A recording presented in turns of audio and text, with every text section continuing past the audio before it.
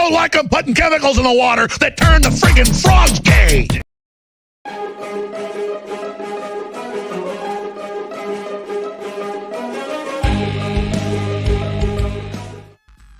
Mary, I am out of control. Yeah, I use drugs. I can do what I want, bitch. Yeah, I have sex and I don't use protection. It's my hot body. I'll do what I want. I don't go to school and I kill people. Whatever. I'll do what I want.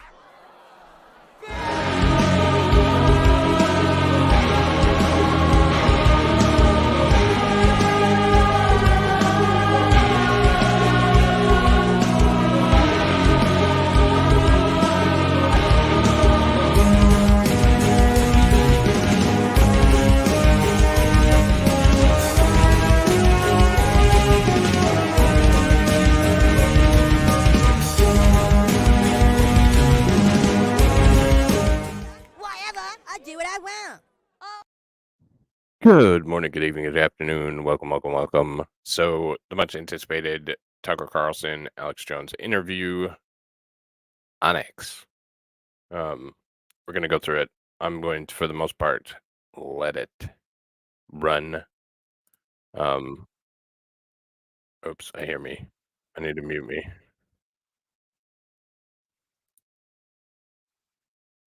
Oh, I hear me on Rumble. That's why. Hey, Rumble. Neo. It's turning the freaking frogs gay, of course. And Alex was right. So yeah, we're gonna go through this interview. It covers a wide range of topics, the breakdowns in the description, predictions, deplatforming, dividing us on race, the border, Austin, New World Order, Brian Stelter, Demon Video, Depopulation, food, whiskey, and the presidential election. Hell of a range of topics. If for whatever reason we get kicked off the screw tubes because it is the one, the only Alex Jones, the Rumble link is pinned in the top comment. So, without further ado, I'm going to stay on both. I just pinned it because it's one of those touchy subjects, and it could very well be. I could very well not have a choice. So we'll see. But I have every intention of letting it run over here. So, without further ado, let's get into it. We're here with the world's most dangerous man, the most censored man in the English language. But honestly, when you get him in front of an outhouse in the woods, he doesn't seem so dangerous. So fancy outhouse. We have a ruling class in the United States defined by its hatreds, not its loves, not its hopes, but by its hatreds. They hate all kinds of people, large groups of people, the deplorables, the bitter clingers, America's entire blue-collar population, the unfashionable people. They're hated by the people who run our country. But no one is hated more by them than a man called Alex Jones. Alex Jones is the single most censored man in all American history. He was the first media figure in our history to be completely erased in one day, deplatformed. Alex Jones was deplatformed. Hey, Sarah, thank you. It was a common term. And not just deplatformed, sued, attacked. They attempted to criminally charge him. What did Alex Jones do wrong? Alex Jones didn't rape anybody. He didn't loot Macy's. He didn't burn a police station. He didn't invent a fake cryptocurrency and loot pension funds. He didn't start a pointless war that made this country and monetization's red already. He didn't open the Good southern job, border. Tucker. No, Alex Jones had opinions that deeply rattled the people who run America. In fact, rattled a lot of us. And I'll just confess that I first heard of Alex Jones when he questioned the official story behind 9/11. And I, speaking for myself, was deeply offended by this. I didn't take any time to find out what he was saying, but I was bothered by the idea that this defining event in American history, which changed the life of everyone who lived here then, might not actually have unfolded as we were told it did. And that possibility was too destabilizing. And I remember feeling resentment toward Alex Jones for saying that. But several years later, I wound up in Austin, Texas, and through a chain of circumstances, wound up meeting Alex Jones. And I learned what everyone who has met him now knows, which is Alex Jones is not a crazy person. Alex Jones has said pretty far out things on TV from time to time. Not that far out. He hasn't said men can become women, or Ukraine is a democracy, but within the bounds of, say, cable news, pretty far out. But fundamentally, Alex Jones is right about a lot of things. And in fact, that's why they don't like him. Alex Jones has an uncanny, really an amazing ability to predict events before they happen. He has called it, and he's done it on tape again and again, to the point where it's a meme on the internet. Alex Jones, prophet, not conspiracy nut, prophet. But when you dig into Alex Jones's predictions, they are so spot on that it's remarkable. How does he do this? We're guessing there's a kind of spiritual sensitivity to Alex Jones. Maybe that's his secret.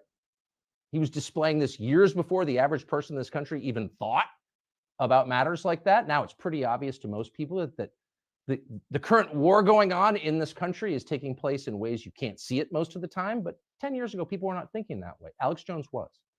And so we thought it'd be interesting to sit down and talk to Alex Jones, the man. He joins us now in our studio. Alex Jones, thank you. Wow, Tucker, it's great to be here. Amazing studios, amazing. I mean it, amazing people.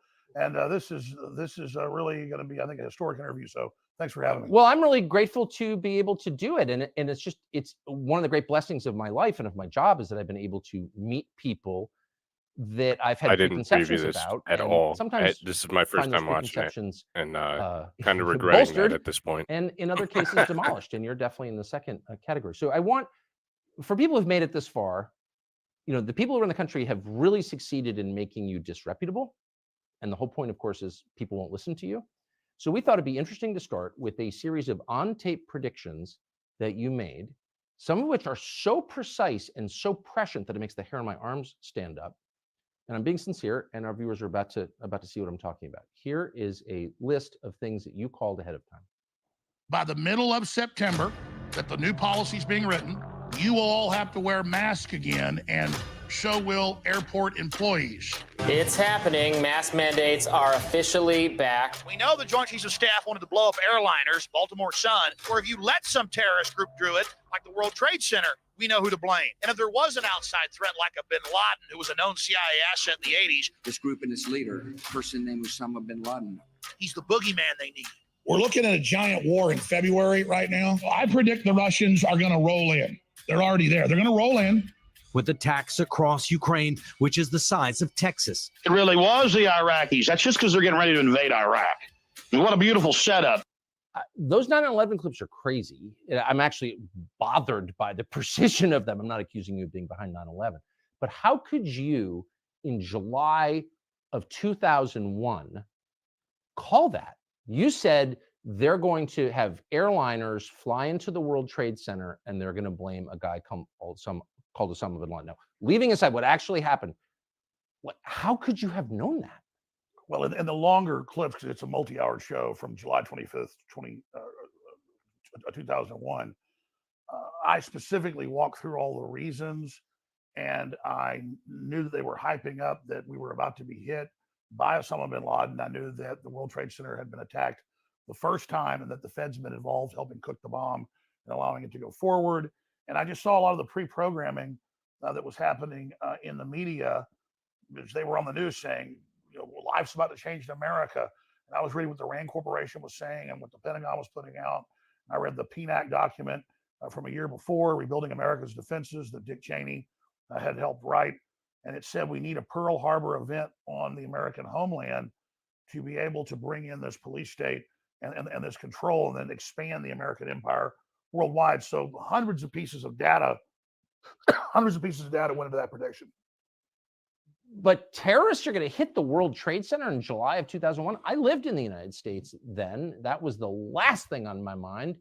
And I lived in Washington. I know the guys who wrote the PNAC document because I shared an office with them. So I was more informed than the average person. And that was the last thing that crossed my mind in the summer of 2001. Like everyone else, I thought it was a Cessna. But how convinced were you that this was going to happen?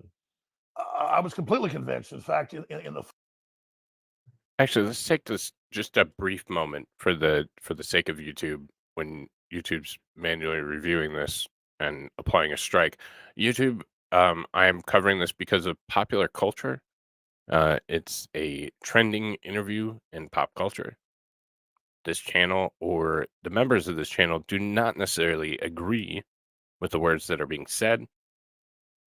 And I mean, some of them, but and just take that into account. We are covering a world event, and we are not giving any opinion on the matters at hand.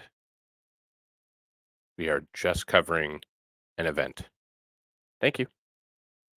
They can electromagnetically control, and they just lay it all out right there. And I've learned what these people said in the 50s they would do were done by the 70s. What they said their plan was in the 70s for the 90s, they got done. And then when they had their Agenda 21 in Rio de Janeiro in 1992, the big UN summit, they described everything they would do up until the year 2000, and they got almost all of that done. Now they've got Agenda 2030, and we're going to ban your gas stoves. We're going to ban beef. We're going to ban single family dwellings. We're going to ban private ownership of cars. We're going to do all this. And now you see them rolling it all out. So I'm not really making predictions in these high level World Economic Forum and other large think tank groups. They are laying out the future, and they're high priests of the World Economic Forum. It's a consortium of all these groups. Yuval Noah Harari, you can read his quotes. The future is not human. The human era is over. The public is useless. I mean, this is a very anti-human system. So that's how I'm able to make predictions, because they've given us a roadmap. They tell us where they want to take us. And so when the public wakes up, we push back on some of it, but they always come back. And so I'm just following the trajectory of where they say they want to take us. And there were a lot of white papers, not just the PNAC document from 2000, a year before 9/11, where they describe we really need big terror attacks. We really need Pearl Harbor events to get Americans to give up their rights. I mean, take what just happened in Israel. Totally tragic. My heart goes out to all the been killed or lost loved ones or been injured. But there's no way that one of the best intelligence agencies in the world didn't know that was coming. The massive buildup, the 5,000 missiles, the paragliding attacks, all of that. And so there was clearly a stand down there. And now the West will take more of the people's rights. Israel will be able to crack down and take more of their people's rights, which is a big debate over there. Hamas is being funded by Hezbollah, which is Iran. We just had Biden a month ago give $6 billion to Iran. And now the mullahs are bragging that they were behind the attack, Hezbollah funding Hamas. So really, those aren't even predictions. It's clear that Hezbollah and Hamas have tens of thousands of men and women as sleeper cells that are, quote, other than Mexican, that the Border Patrol list every month, tens of thousands coming across the Texas and Arizona and California sectors. And it's an easy equation to predict that there's a wide probability that Hezbollah and Hamas at some point are going to attack sports stadiums. They're going to attack colleges. They're going to attack synagogues. They're going to shoot up mass gatherings if they're given the order by Iran, if we go to war with Iran. And then when this happens, our government won't get in trouble for dissolving the border and letting these people come in. Just like on 9/11, our government clearly had prior knowledge. There was clearly a major stand down that went on. And no, we're in the middle of the interview. Well, 10 minutes into the interview. Pointing Pointing the Homeland Security apparatus at the Russians like they did in the Cold War, or the Islamists after 9/11. Now they admit that their main focus is Christian conservatives and the bitter clingers and the people that live in rural America that quote, white people, I mean, it says that in the report, are the main terror threat. And so this whole apparatus of the war on terror, it has now been turned inwardly against the people, not just here, but also in Europe, where if someone criticizes transgenderism in the UK, they come to their house and arrest them. If a journalist does that, they come to their house and arrest them. If somebody says, I think these surveillance cameras should start getting cut down, they come to their house, they arrest them for their free speech. And so this is a global movement by the mega corporations, by the BlackRocks and the State Streets and the Vanguards that control 80+% of world wealth to control our behavior. And Larry Fink of BlackRock has said that at the Davos Group repeatedly. We're going to use our control over all this finance and this global social credit score we're rolling out to control people's behavior. So that's really what this is. And then they use the threat of global warming. They use the threat of a virus. They use the threat of radical Islam to take our rights. But we really are the target. Even if by the way, none of that seems implausible at this point. I mean, just you're a measure of how the world has changed. If you'd said this to me 15 years ago, I'd have been like, someone's a crackpot and it's not me. And now after COVID, nothing you said seems crazy at all. I mean, you may be right, you may be wrong, but it's not out of the realm of possibility, obviously.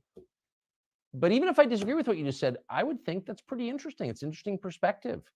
Why do you think you've committed no crime? You'd be in jail if you had. Why do you think they hate you so much? Because I do read their documents and I do read their books, and we were effectively getting a lot of people in the military and the intelligence agencies who were compartmentalized and who tuned into my show and saw my films and read my books and things, and they clicked with it and said, wow, I see all this going on around me. He's not lying about it. And then I would give them other pieces that I discovered or my other guests discovered. And so it was giving them an operational awareness outside of their compartmentalization. And so we had massive success in the military, in the police, and in the intelligence agencies, not just here, but around the world. And so our penetration into those areas to help people expand their awareness that we're inside the government, inside corporations, was triggering a lot of whistleblowers, was triggering a lot of people not going along with the program. And so really my sin was decompartmentalization of the population. When you got deplatformed, and to this day, no one has ever been more aggressively censored, I don't think, than you. I've apologized to you this in person before. I was in Labrador on a fishing trip and missed the entire thing. I was literally out of cell range. I didn't know what happened, but I got back and I read about it. I felt like it was a major moment in the history of the American media. I don't think anybody defended you when that happened. Anybody with any kind of audience. For me, when Tim Cook admitted that he met on the weekend in August of 2017 with the other big tech heads, and they made the decision to curate, like it's a museum, and take me off. It was hundreds of platforms. I mean, it wasn't just all the big ones. It was everything from LinkedIn to our bank accounts being taken away to everything ensuing that week and over the next month. And I knew that I was a test case, and I wasn't taken off those platforms for any demonstrable reason. It was the questioning the school shooting thing that came later. They went and kind of dredged that up from my past, just questioning it a few times, blew that up after I'd been deplatformed and said I was deplatformed for that. But if you check the record, I wasn't. And so once they deplatformed me, it made the show in ways only get bigger with people actually going to Infowars.com and finding me on local radio stations and things. So then they panicked and said, okay, let's look at his record and create more of a reason that he's being taken off. So they took things out of context from 5-6 years before, blew them up as a current thing out of context, and deceptively reported on what I'd said to create a straw man argument to then facilitate the reason. What's so crazy is if you asked just a cross section of Americans who's responsible for the Sandy Hook massacre of kids at the school, no one remembers the name of the murderer. Adam Lanza. Okay, thank you. I didn't remember. Alex Jones. They effectively blamed you for a school shooting that you were not present at. I have people come up to me in the parking lot. You can ask my security guy. He's been there when people walk up and go, why'd you kill those kids? And then you go, I didn't kill those kids. And they go, yeah, you did. And so that is what this has turned into. And this is bigger than me. I want people to understand something, that the mullahs in Iran and the Ayatollah are congratulating Hamas that just killed around 1,000 or more innocent Israelis, many of them women, children, disabled people, in a vicious, evil sneak attack. They are on there. Hezbollah and Hamas, mainly Hamas, but it's Hezbollah funding it out of Iran, are literally posting videos of them cutting people's heads off and killing children and massacring innocent people. They're allowed to have their Hezbollah accounts and their Hamas accounts. The Ayatollah is able to congratulate what these people have done, and I am still banned. And I'm not mad at Elon Musk. I understand I've been so demonized with the general public. He's barely able to, keep Twitter going right now. I really appreciate what he's done. I admire him. I think he's done a lot of great work, and I see him moving in the right direction. So a lot of people attack Musk on Twitter. I trend all the time. Hey, if you're such an absolutist on free speech, bring back Alex Jones. I understand that if he did that, the ADL and others would really be able to probably shut down Twitter. So I understand that he needs to go through a process before he does that. So people get mad at Twitter for not. Why the ADL? I'm not the world's expert on your career, but I know you. I've never heard you say a single anti-Semitic thing and an anti-Israel thing. Why would the ADL be against you? I don't think anyone's even called you an anti-Semite. Well, unless I'm missing something. I mean, what goes on is the left forever called everybody a racist if you were just a conservative or pro-Second Amendment or pro-life, or thought we ought to have a border. And that didn't work anymore to call people racist. And so the ADL gets all this big liberal donations.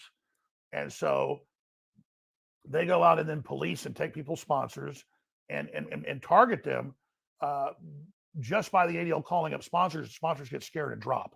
And so that's what they've done to Elon Musk. They've been, they took over 50% of Twitter's North American and European advertising in just the last year, and bragged about it by saying he gives harbor to white supremacists, which he doesn't. But at the same time, white supremacists are ridiculous. They're goofy.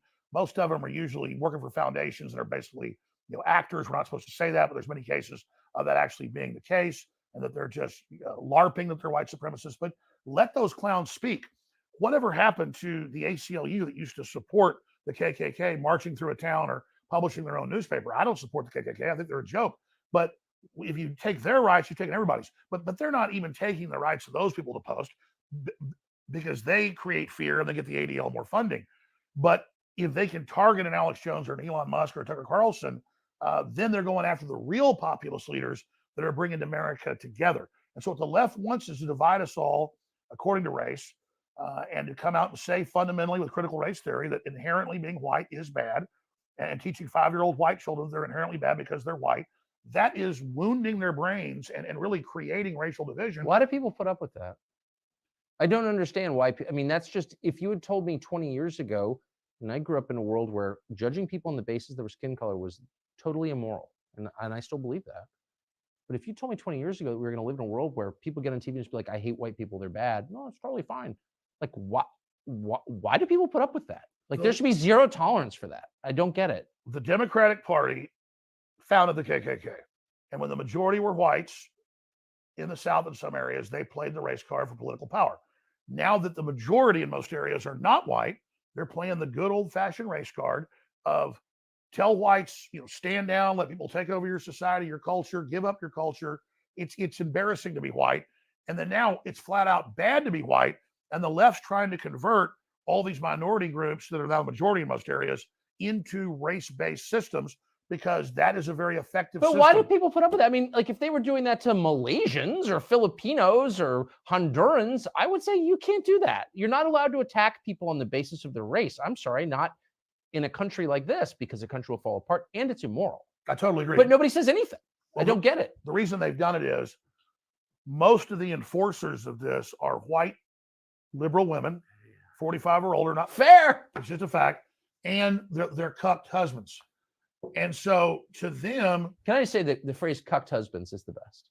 It really is true. So if you get around these white liberals, they live in the whitest areas. They're totally scared of anybody with brown skin, but they virtue signal constantly and then say, yes, the white people are bad. The white people are evil. And, these, I've even seen white people sit up there and say, yeah, it's time to deal with these crackers. And they're a white person saying that. So from Jackson Hole or Nantucket or Aspen or Bethesda, the whitest places in America. So shouldn't there be a law? It's super simple. If you've got a BLM sign in your yard, you should be required to live in Gary, Indiana or Baltimore. Like, you should not be anywhere near Jackson, Wyoming. You should be made to live in East St. Louis. I totally agree. You should be made to live in Detroit. Yes. But of course, they've done the studies that look at the statistics. Hey, some of us do, Alex. It's in Europe and it's in the UK, like in London. The liberal areas are like 99% white. Oh, I noticed. Okay, and there's a lot of rich people in London that aren't white, but they're not even in that area. They are the most insular group, and then they point at white Christian culture and society that actually outlawed slavery in most of the world, was the vanguard of stopping it. And then they don't point at China, which is the most homogeneous racist group in the world. It's an ethno-state. It's Han Chinese, period. Well, they teach, as you know, on their news, that we are going to have Chinese superiority. We are the Chinese supremacist. Xi Jinping admires Hitler. He is literally following a race-based operation that is taking the world over, that owns the majority of Hollywood, that's paid off the Democratic Party. And if you look at all these anti-white shows that you see funded in Hollywood, almost all of it has majority literal communist Chinese government backing that is funding this. So it's real simple. China looks in and sees this diverse culture, and they say, we're going to use that to split the country up and balkanize it. And that's what they've done. And so communist China, along with the Southern Poverty Law Center and the ADL and all these groups, see America's weakness. And they're literally coming in saying white people are inherently bad because of the color of their skin. They inherently have cheated people. They've hurt people. White people invented racism. None of that's true. It's really just tribalism. And then they organize all these other groups into race-based groups to then unify them under the Democratic Party to attack who is left that tends to be more conservative, and that is some white people in this country. Though they're panicking because more and more blacks are voting Republican, more and more Hispanics are voting Republican. They're starting to figure this out.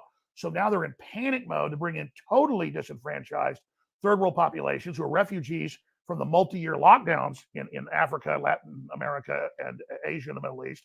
They then bring them to UN camps, brainwash them, then bring them to our border, brainwash them more, then send them into the United States, and then literally hold them for years at facilities while they're indoctrinated to be this new political underclass that's then going to be turned loose on America. And that's why you see Democrats giving illegal aliens the right to vote in their cities, giving them driver's license. That's why you see them passing laws. They can be police officers. So they are importing a new enforcement class against the American people. And they're setting it up along racial lines, not us. They're making it racial, just like Hitler made what he did racial. So the left and the think tanks and the communist Chinese that look at the U.S. and have seen our weakness as race, and they are exacerbating it. So I don't understand. So you're from Texas. You grew up in Texas. Your family's been there a long time. Texas is changing really fast. It's dirty, for one thing, I noticed, because physically dirty, garbage on the side of the road. I never have seen that in Texas before. So your governor could have stopped that. He commands the Texas National Guard, and he didn't. And I feel like that makes him a traitor to the country, but what am I missing? Well, I mean, Governor Abbott is, on a scale of 1 to 10, the best kind of Republican governor is a 10, and the worst is, say, a 1. And like the Illinois, it's a so-called Republican, that's really a Democrat. I would put Greg Abbott as about a 5. The state is overwhelmed. There isn't really a state mechanism. It's federal to kick people back and deport them. So they have put up barbed wire. They have tried to stop people. They have tried, but then they have to hand them over to the feds who release them. But why not just say the feds are committing a crime? They're committing a crime. This is not allowed under laws passed by the Congress. In a democracy, the Congress passed laws. And so you've got criminals running the country. The Biden administration is criminal, which is true. And we're not playing along. And like, if you don't like it, come do something about it. Meanwhile, every able-bodied man with a black rifle assemble at the border, and we're just going to stop this and save the country. I don't understand. Like, that's not hard. What am I missing? No, I think you're absolutely right. In fact, what the deep state fears would be a coalition of good governors, good attorney generals, giving them the findings and the rulings that they could indeed do that, and then declaring emergencies in the states and having a coalition of the states come in and do this, and then instruct local police and everybody else to not have sanctuary cities. But the problem is, if you're in Texas, every single city, Houston, San Antonio, Austin, Dallas, Fort Worth, are Democrat Party run. And so Texas is almost purple because the California influx and all the other refugees from New York, many of them bring their leftist ideology with them, even though they're fleeing it. Like locusts, they fly to the next field. And so that's really the issue, is that the legislature is somewhat cucked, to use that word again. And I think the governor has been cucked. He certainly went along with lockdowns and masks more than really any other Republican governor. And so I do think Greg Abbott needs to do a better job. But I also wanted to list some of the things that the state is up against. But I'll say this. Austin fired a bunch of police and another third quit. Crime everywhere, homeless everywhere, trash everywhere, ruin the city like everywhere else they are. You live there? Absolutely. That's where my family's from. I've been there since high school, but I'm gonna have to leave soon because it's gotten more and more like Los Angeles every day. It's very sad to see it. People fleeing LA, like my friend Joe Rogan, it seems great to him because he went from a really, really bad situation into a bad situation. But if you've been there, you can see the decline. You can see how fast it is, and it's really, really, really, really sad. And there are just illegal aliens everywhere, and refugees from the rest of the country all over the place. And you see really the economic decline of most of the mom and pop businesses and things. So the same rot we've seen all over the country. Austin was supposedly this big mecca and it was going to be so great. And now sadly it's falling apart. I mean, Tucker, you know the answer to all this. You do the best job of anybody with a true Americana populist breakdown. The ruling elites of the world, the Black Rocks, the State Streets, they're on record saying they don't want our consumer society. They don't want our capitalist society. It's bad, it's ugly, it's gross, but they're the biggest consumers compared to anybody else in the world. Their quote carbon footprints are thousands of times bigger than the average person. Leonardo DiCaprio or Klaus Schwab literally have carbon footprints thousands of times bigger than the average poor working American, that they're telling you can't have a car or air conditioning. Remember, before Obama left office, he traveled to Latin America, to Africa, and the Middle East. And what did he tell them in speeches? The clips are famous. You can't have a car or air conditioning. The earth will overheat and burn up. While he's telling people that by the year 2017, like Al Gore said, we would have areas flooded on the coastal areas, while he bought a big house in Martha's Vineyard at 1 foot above sea level. And of course, it's still there and it hasn't flooded. I mean, his chef died there, he drowned sadly, but no flooding inside the house, just the dead chef. So they're waging war against civilization and society to make us poor, to put us under siege, and to cut off our energy, make the cost of living impossible, to break our old system, to bring in something even worse. And that's the Cloward and Piven strategy that the Democratic Party has adopted. They've done the same thing in Europe. This is a plan. The central banks have unlimited money, but they can't buy all the infrastructure up because people aren't selling. So they've got to crush us and make people so poor that everybody's forced to sell their business, their intellectual property, their physical property, but more importantly, to turn over our bodies to them. We're a UN treaty that Biden right now is, that's what I call Biden, is Biden is trying to ratify, would literally put our bodies under the control of the United Nations and our medical care policy under it. So it's the pandemic treaty. Yeah. So what this is really a breaking of our will, a demoralization. That's what the transgenderism is, and 2 men can have a baby, and puberty blockers, and castrating little boys, and cutting little girls' breasts off. They've got such hellish stuff coming in this designed global collapse to bring in their world government that they've got to just have all these horrors out there, hoping we just throw up our hands and run off to the countryside, which everybody's doing, and in a way that's good. But at the same time, then they've got full control. Totally right. And they're going to march out of the countryside next and dig us out. So that's, I mean, you look at the White House press secretary, who can barely speak English, who's one of the stupidest people I've ever seen, and a transparent liar. You wouldn't hire her to run your copy machine. She's the White House press secretary. Why would you do that? And it's not because of her race or who she sleeps with. I think the whole point is she's so obviously repulsive that it makes you feel bad about the country to see her. I mean, that's it. We're at a beautiful ball. It's prom night. Everybody's dressed great. There's wonderful food, big, delicious punch bowl. And then they say, what can we do? Well, just have Brian Stelter go take a dump right in that. Yeah. And then he's there laughing at you. They're all there laughing at you to make you feel small, to make you question reality. Why is everything so ugly? I mean, that's why they tell people, hey, you can be homeless anywhere. You can crap on the street, needles, throw your garbage everywhere. Drug dealers can sell you drugs. We're going to give the homeless all this government funding. Liberal groups come in and farm and milk each homeless person and skim a big cut of the money off the top. It's a crop, but then a cash crop. But then we see that and we think it's all over. There's nothing we can do to demoralize us and make us give up. And even though I'm conscious of this, even though I know this, it's still at a DNA level. I'm like, I got to go to the country. I got to get out of here. I've got to separate myself from this. But then when they release this toxic, cultural, poisonous gas, they push us out of those areas and they get the main infrastructure to then organize that, cut off the food and supplies to that group they have, and then tell them the reason you're doing bad is not BlackRock and the WF and Bill Gates.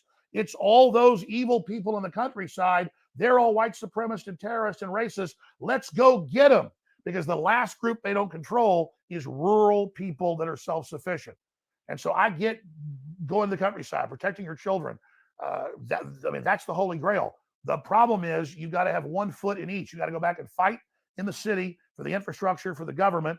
You got to give people hope while also building a backup operation with farming and ranching and self-sufficiency. So that's why the WEF and the UN are coming in Ireland and in areas of Asia and in the Netherlands and saying by 2030, 80% of your cows have got to be dead. And they just banned like 30% this year in the Netherlands. And it didn't matter people were 80% against it in polls. It didn't matter. They sent the military in against the peaceful farmers that were just protesting, just like the peaceful truckers in Canada got brutally attacked. And so they're all WEF globalist alumni that the big banks on record brag. They've penetrated the cabinets, to quote Klaus Schwab. They put their operatives in to cut off our energy, demoralize us, release the hardened criminals, put the political activists in prison, continue to cut off the resources to make an angrier world. Klaus Schwab says, we're going to make the world collapse. We're going to have everybody turn against each other. We're going to blame the political classes that we own and control. And then when we're done, we'll bring in our new solution.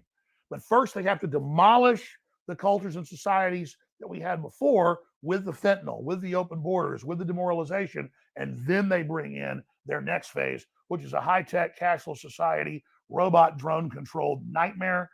More than half of the U.S. in their official UN maps that they've had for more than 25 years, they're in some of my first films, show half the U.S. off limits to humans. All cars will have to have GPS. Everybody by law will have to have a cell phone at all times. Australia just did this last year, tried to push it through. And that's the admitted global UN standardized plan where you don't leave your house without a cell phone. Every car is robot kill switch, GPS controlled. California is moving to ban all the quote classic cars. That's any car that doesn't have a digital ignition. And they admit it's for control. So if people think things are bad now, the straitjacket, the ball and chain is going on. It's all being militarily run. Our military is great men and women, but at the top, our military has been globalist, trained, New World Order people for at least 30, 40 years. They've got almost every general, every person under their control. And that's why it came out in the UK and Europe and also here in Canada. You pull up the headlines. Defense Department purposely scared public into lockdowns, masking, and taking inoculations. UK headline, British Ministry of Defense secretly brainwashed and terrorized public. Canada, same headline. They even let you know, oh, the military is here to do this. And now, oh, the CIA and Justice Department is there to help surveil the public to stop disinformation. And it turned out, of course, almost all that disinformation was true. Always. About everything. So we have to understand, our governments have been seized. The big corporations want to get rid of the American idea. Like you got 50 acres and your house and a business and a farm, and you can take care of your family and you're independent. They have to destroy all that because the rest of the world aspires to that. Instead, they want 15-minute cities, central bank digital currencies. They want all of these systems that track and trace everything you do in the social credit scores. And the plan for the rest of the public, I mean, we're talking 99%, is 250 square foot coffin apartments, 5G bathing you in them, literally eating bug protein. And I told people 10 years ago they're going to push bugs on the public because I read it in their white papers. Now it's already in grocery stores all over the U.S., all over Europe. They're putting the cricket meal into the food, very toxic. Undisclosed, yeah. It's got chitin in it. Yeah, they'll just give it a number. It's got like a code. And you ask again, why would you do that? Because it's all about breaking our will. They don't want people to aspire to open, free societies. Yeah, there's a lot of waste, there's decadence, there's issues, but there's freedom. They want to train us to live on carbon rationing, food rationing, a very dystopic world. You'll own nothing, you'll have nothing, and you'll be happy. Now, these are quotes. I have to say, I bet there are, I don't know how long into this we are, 30 minutes or something. I bet there are a lot of people watching who are thinking, holy smokes, I can't believe I'm agreeing with Alex Jones. I'm supposed to hate this guy. Like, where's the lie in what you just said? I'm not sucking up. I'm sincere. Like, I'm listening to this, and even myself, I'm thinking, I can't believe I'm nodding along to Alex Jones and being like, you're absolutely right. Like, where are you wrong? Well, I just hope people realize that we're all under the gun. So many of these leftists believe that because they go along with us, they're going to be given powerful positions in the system. This is a technocracy. There's almost no managers in this. Almost nobody has power in the system except a very small group of technocrats who happen to be transhumanist. And you said something really astute a few weeks ago in a speech you gave, and you've also talked on your show, that all of this stems from their fear and denial of death. So one of the things I find so striking about you, having watched you on and off over the years, and this must be a burden for you personally, but your ability to see people at a deeper level, or to see things in them that are not obvious to the rest of us. And I want to give a specific example. So there's a guy called Brian Stelter who had the media show on CNN. I first met Brian Stelter when he was a high school student or a first-year college student, because he would hang around the show I worked on at the time at CNN. This was 20 years ago, at least. And I always thought he was awkward and weird and probably had a super creepy personal life, but I never took him seriously.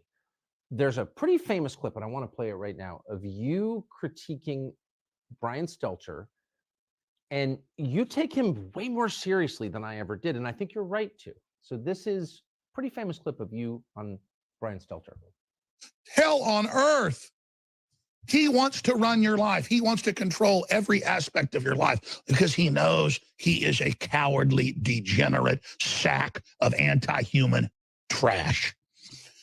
I pledge before my Heavenly Father that I will resist them every way I can. These people are the literal demon spawn of the pit of hell. Look at him. And you know what? He is better than you if you keep letting him run your life. He runs your kids. He runs the schools. He runs the banks. This guy, this spirit, this smiling, leering devil that thinks you can't see what he is your enemy. Period. All the narcissistic, devil-worshipping filth. I see you, enemy. I see you, enemy. Enemy. Enemy. You are my enemy. And I swear total resistance to you with everything I've got. Disingenuous, fake, false, broke back, twisted, a defiler, a betrayer, a backstabber, a devil. You don't think I don't see you, Stelter? I see you. You understand me? I know what you think of me and my family. I see you right back. You understand that? You understand that, Stelter? I've only watched that several hundred times. And I laugh every time, but I also, there's something to, if Brian Stelter had absolute power, would you and your family survive? Of course not. You wouldn't. You'd be, of course not, and neither would mine. So there's a lot that's true about what you said. How did you perceive that? The rest of us just made fun of him. Now, once they started the censorship and deplatforming, remember back then they would deny it. Oh yeah, we're taking people off air, but it's not censorship. Now they admit, no, it's censorship. We're doing this for your own good. So he was really the face of that, and he was working for the head of CNN that was really in charge of it. It later came out. CNN currently is not in charge. They've handed it completely over to the Justice Department to quarterback, as Congress reported a few months ago with the documents. But at the time, Brian Stelter and his mini-me, Oliver Darcy, His Popeye to come. were going around calling up and harassing my sponsors, taking sponsors away. And they were going around and organizing big tech to take not just myself, but many other people offline. And so he was destroying our free speech. He was taking our sponsors. But it's crazy. I just want to restate. You are not promoting race hatred. You're against race hatred. You never have promoted that, ever. You're not promoting violence. You've never called for violence. And you've never even called for breaking the law. And so that's why there's so much anger there, because I remember the day I did that and a few other clips that went viral. I showed all the stuff he was doing, but then the media attacked me and just clicked it out of context, but still it reverberated with people because people were sick of the corporate legacy media. So people say, well, why is he so angry? Well, it's because he's literally trying to take us off air, literally taking our sponsors. I mean, the equivalent of the Vikings 1,000 years ago in England pulling up and burning a village down. And so there he is, all sweet and liberal and cackling and laughing, but he's really an agent of anti-American totalitarianism. And so he was the front man of that. And I wanted to just simply say, Well, you're right. I see you. I know what you're doing. So people see it out of context and think, why are you being so mean to him? Well, I mean, he's literally trying to destroy my free speech, take me off air, and put my family on the street. So I'm pissed off at him. What's interesting is, and I mean, I don't know if you want me to reveal this, but we had dinner in our barn last night and there were some drinks. And after dinner, you and my producer called Stelter on the phone. And what was so, and it was on speaker, so I listened to it. What was so interesting was, you've been very clear in a very direct, pretty masculine way, I would say, about how you feel about Brian Stelter. There's not a lot of confusion about your views on Stelter after clips like that, which doubtless he's seen because he Googles himself compulsively. He was very kind of syrupy sweet with you. And that's why I was sarcastic and told him I want to date him. You did. Yeah. In fact, the exact line that you had was, Brian, I'm not usually gay, but I want you. Yeah. And he seemed a little bit, I'm not saying he's open to it or whatever, but he wasn't shocked by it. And he's like, give me your phone number. I want to talk to you. Yeah. And then he hit your producer up. Please give me his number right now. Let's that was interesting. But I was being silly with him. But there was also a line. He goes, oh, Alex Jones. I said, I want you to come on my show. He said, oh, you still got a show? And I went, no, you're the one that doesn't have a show. Sorry, I said it's so. Tell him the other line. It's so boorish to like recount conversations people weren't witness. It was funny though. But you said, you're off TV now, but you were a real star. I mean, not on CNN, but on my show. It was so good. Anyway, but what was interesting was if someone had talked about you that way and then called you late night after a couple of drinks, you'd say, up yours, pal. You know what I mean? Like buzz off, or I'm not taking your call. But he kind of sucked up to you. That's a very weird passive-aggressive posture. Well, I've said a lot of really mean things about him and attacked him. And when I watch the clips out of context, I feel guilty. But he was going around with Oliver Darcy. They would brag on Twitter and literally hitting hundreds of my sponsors. And I say hundreds, I'd have like 20. They'd take them all. I get 20 more, take them all. This went on for years. So you go get a sponsor, you get them, they're doing great. He takes it away from you. And then he brags that him and Dart. I was taken off Twitter, not for the Sandy Hook stuff that came later that they focused on. Look it up. They had the former head of Twitter and the lawyer on Joe Rogan about 4 years ago.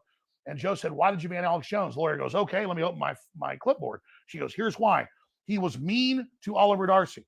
So I'm at the Capitol. They're having censorship hearings. Sundar Pichai's there. I just confronted him in the hall. Who runs Google. And you guys are welcome to use that if you want.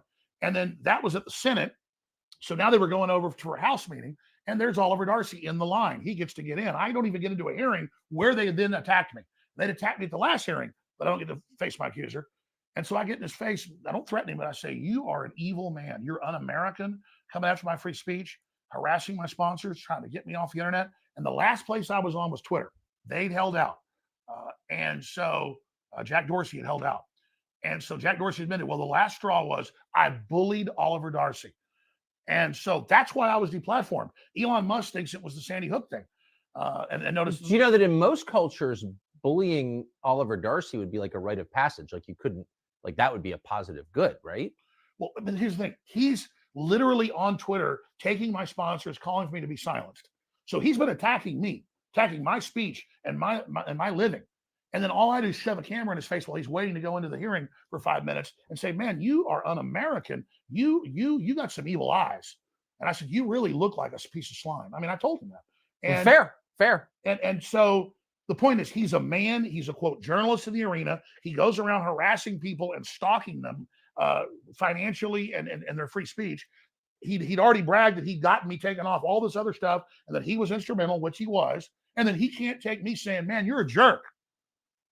Right. So this is the classic posture. Stop hitting me, he says, as he, fires a gun through your windshield. Exactly. They can dish it out, but they can't take it. So what's the effect on you? And I don't mean even the lawsuits against you. And there was an effort to criminally indict you, I guess, just for having bad opinions or whatever. A bunch of them, actually. A bunch of them. Yeah. They've had 4 grand juries I've had to respond to, subpoenas. My lawyers, when you've committed no crime, you're like one of the only people in media who's not ginning up race hatred, I would say, just to be totally clear, because it's very common to do that. You don't do that. So anyway, and then of course this $1 billion judgment against you for having naughty opinions, which is insane. I'm not even talking about that. I just mean, what's it like to spend 25, 30 years connecting the dots and seeing this slow moving storm come toward the country that you were born in? What effect does that have on you? Since you use the analogy of a storm, it'd be like if I was 100 years ago before they had radar, and I've read about the famous flood 120-something years ago in Galveston that killed tens of thousands of people. Oh, yeah, the hurricane, yeah. Yeah, the hurricane. They didn't know. They didn't have radar, and so they didn't know. But there are the fishermen out there catching shrimp or whatever, and then all of a sudden here comes basically a tidal wave, And if I was one of those fishermen and I knew my children and my wife were on shore at school or work or whatever, and here comes a 40, 50-foot wave I know is about to kill them, I would not be thinking about myself watching this giant wave come in. I'd go, oh my God, my wife and kids are over there. And so it's not that I'm a hero. It's not even a selflessness. I realized that I was just out in front and ahead of some people in understanding this because of family and research and just, things in my life that I saw that encouraged me to get involved in the media because I was aware of the globalists and some things that were going on because my uncle was high level Iran-Contra, had some other family that worked in clandestine things. So I kind of grew up just around folks that knew what was really going on. And you're a kid, you don't really pay attention to it, but you kind of get that education, you don't know you're getting it. And so I've just been out front. So I would liken it to the old days when a dam would break and they didn't have radio to warn people, and the dam breaks and it's 20-foot wave coming down the valley, and you are down below the dam as let's say a lumberjack, and your wife and children are 2 miles down, and you see the dam break and you're about to drown. But I guarantee the last thought you're thinking is it's going to get my women and children. And that's really my grief. Is this is really draconian. This globalist Great Reset, New World Order takeover is a post-industrial world, cut off the resources, 90% forced depopulation, breaking civilization by design, massive wars, famine. They've already cut off a third of the fertilizer in the last year worldwide. It's estimated that'll kill a couple 100 million people. The lockdowns worldwide, not the virus, the UN admits killed 80-something million extra people in the last 3.5 years. And so when the first world collapses, the third world dies. And then what's left of them floods us. And so the earth is being put into a countdown collapse right now. And so I'm like the fisherman when the tidal wave comes in, and I'm like, oh my God, my wife and children are about to die. And so I'm not really worried about me because I'm a man. I did this. I knew it was coming. I've been proven right. And I'm not happy I was proven right. I wish we could have gotten ahead of this and stopped it. Yeah, we have a lot of credibility now that people see that we were right. So maybe we can stop the next phase of it. But the globalists have gone from testing phase, beta test phase, into full operational now. And they say, read their writings, we are going to have a post-industrial world by 2030. We will have no personal cars by 2030. You will be eating bugs by 2030. And we will start the depopulation of 90% of the people by 2045. That is the official WF, official UN, official Club of Rome plan. What do you mean the depopulation? They want to bring the world population down to 500 million. But I thought we were opposed to genocide. No or no? I guess we're not. Well, we're told now, don't have children, it's bad for the earth. And we're told all this, and Elon Musk is right and is a hero for pointing out all the actuaries show, if you don't have 2.1 children, a man and a woman, people go, well, a man and a woman can have 2.1. It's in the aggregate, folks, out of billions. If a country doesn't have 2.1, 2.2 replacement rate, then you don't have people to take care of the old folks, society collapses. And so Japan's 1.3, Italy's 1.3, they're done as cultures. America, without immigrant influx, is about 1.6. That's not viable. And I'm not just talking about white people only here, but white people are 7% of the world population, maybe 8. And so I would be sad if the last of the Eskimos were dying. I'm sad that the Japanese, within 100 years, there might be 20 million of them. But just to my previous question about, and without getting too personal, but I feel a little bit enervated and down just hearing your dot connecting here. Like, what's the effect on you over 25 years? If you literally foresee 9/11 before it happens, and you did, and it can be proven, we just proved it. Like, what's that like to live with that weird ability? Well, I know a specific clip. I specifically say, call the White House, tell them we know they're going to let Al Qaeda attack us, Bin Laden, and then take our rights. And I say, call the White House. I put the number out, so I put my money where my mouth was, and that's the only time I ever said call the White House and tell them stop a particular event. I'm now saying we need to call the White House and say, you've let tens of thousands of military-aged men from the Middle East in. We know a lot of them are Hezbollah and Hamas. The FBI has confirmed that. And so when and if there's big terror attacks, which I believe will probably happen in America, we're not going to have Homeland Security get more funds and more power and grope us at the airports more. I want prison time for the agencies and groups that have allowed this. And I want Biden. I want Biden impeached now. Okay. That's why we got rid of McCarthy. It needs to happen. Leaving the border open when there is a clear and present danger of this going on, and when we're very close to war with Iran, we go to war with Iran, they're going to activate Hezbollah, okay? And then they make Hamas look like choir boys. And so you want to hear a prediction here? It's a probability, not a pure prediction. But I mean, if we go to war with Iran, guaranteed sleeper cells activate. It'll make what happened in Israel look tame in comparison. I'm not lessening what happened there. So I'm simply, and then again, where's the logic? The government that allows that to happen should go to prison. I agree. But instead, like 9/11, they're going to get more power when it happens. Mark my words. So you can't have guns because we let in foreign sleeper cells to kill you. Exactly. And you asked the question.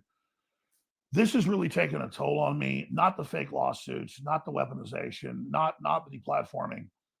I was already getting exhausted 5-6 years ago. And when I married my second wife, who's amazing, I have 3 children with my previous wife, and one they're all great children, and one with her. We were in Hawaii getting married like 7 years ago. And I said to her, I said, I want to just write books and make documentary films and maybe do an occasional podcast. At that time, I've been on air like 22 years, 6 days a week, 3 hours a day at least. And I said, I just don't want this burden, this big crew. I love the crew, but I don't want to do this anymore.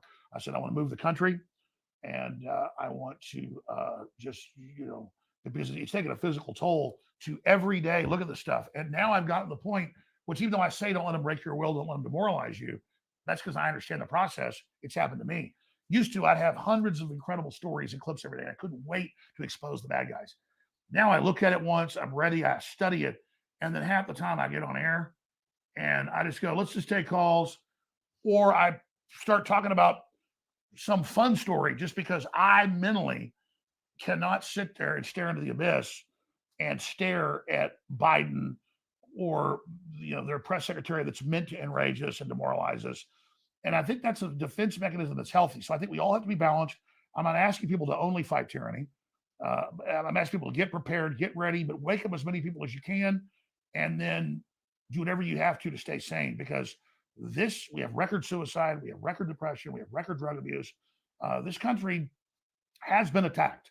And if you read deeper into the globalist writings, they admit they're doing it. And so we have to be aware of it. If you're aware of an attack and aware of a manipulation, it doesn't give you full immunity from it.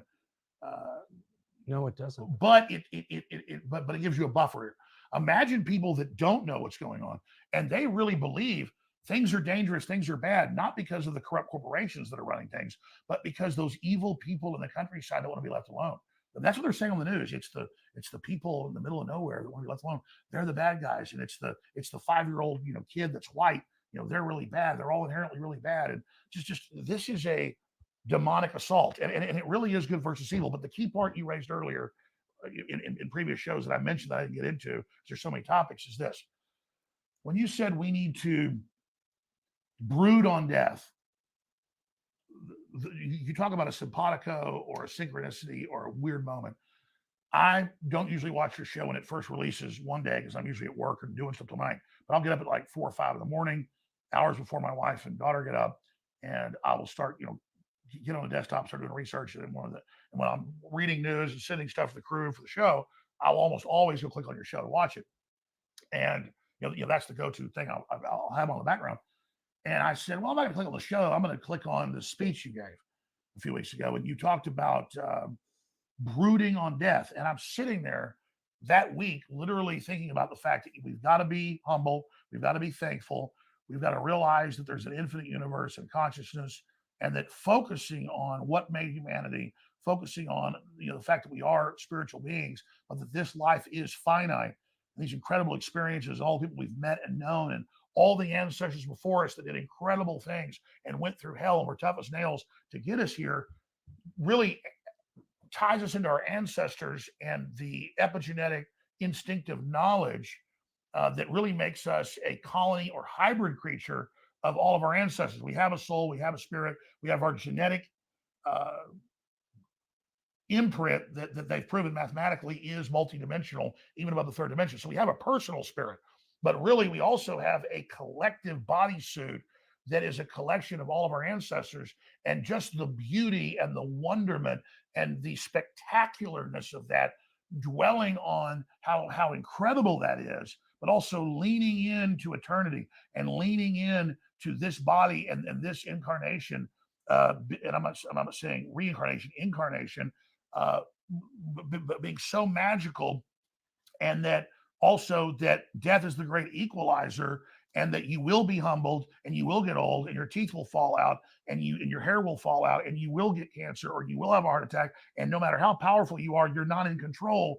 In that, it tunes you into God. And then what you said, so I'm heavily focused on this and telling my wife this, and I'm meeting with my dad, who's really my mom, and I don't see them as much as I should, but my dad's really always told me this, and I didn't really get it when I was younger. Now I get it, as I get older. And I'm sitting there just literally praying that morning and drinking coffee and just focusing on death and just focusing on life, because when you focus on death, it makes life so much bigger. And focusing on what I'm not a Hindu and I'm not a Sikh, but the Sikhs are like a 500-year-old version of 3,000-year-old Hinduism. And they think everything's a manifestation of God in the universe around us. And then interfacing and how we take every moment of how magic it is what's going to resonate in the future to bring us close to God, so that we basically resonate into the higher dimension with God. And that's really been my instinctive understanding of it, spiritual understanding, the dream understanding of it.